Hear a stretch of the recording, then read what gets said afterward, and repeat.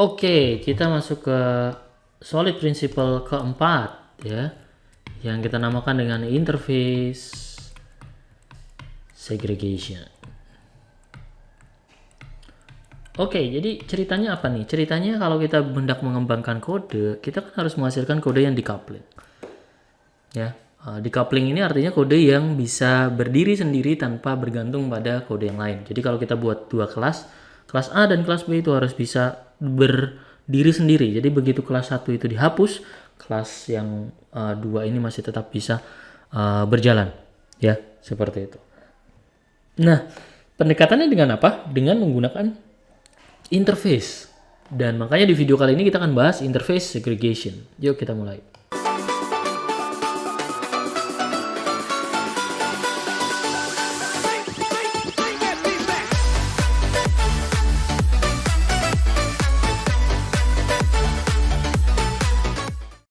Oke, anggaplah kita punya sebuah interface. Interface-nya ini kita sebut dengan printer task ya. Sebuah interface untuk ngeprint gitu ya. Di situ ada 4 metode: print, scan, fax, print duplex. Ini tampaknya multi-purpose printing ya, seperti itu. Dan kemudian kita buat sebuah kelas yang mengimplement interface tersebut. Di sini saya punya HP LaserJet ya. Oke, nggak promosi gitu ya. Dia turunan ePrinter task, jadi tentu aja harus mengapply, mengimplement metode print, scan, fax, dan print duplex ya. Kemudian saya juga punya liquid inkjet printers ya, yang merupakan turunan atau mengimplementasikan, bukan turunan ya, mengimplementasikan interface printer task ya, dan melakukan seperti ini. Yang kita lakukan di sini itu tanpa segregation principle.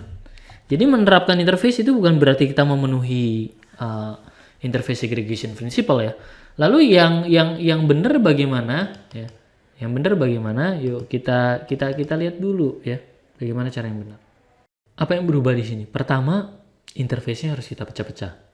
Interface segregation artinya memecah interface. Jadi interface itu memiliki fungsi-fungsi yang bisa terpisah. Ingat konsep interface. Ya, kita bisa mengimplementasikan satu kelas dengan banyak interface. Ya. Di sini kita pisah.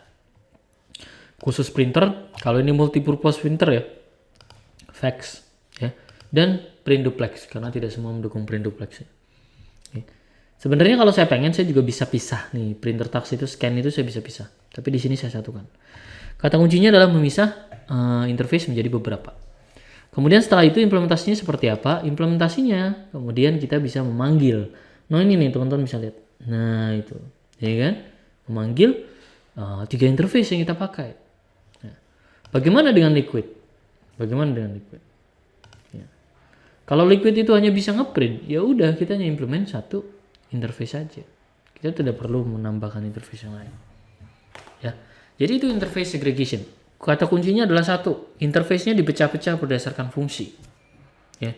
Yang kedua, sebuah kelas bisa mengimplement lebih dari satu interface, sehingga terjadi loss coupling. Demikian sesi kali ini, sampai jumpa di video selanjutnya.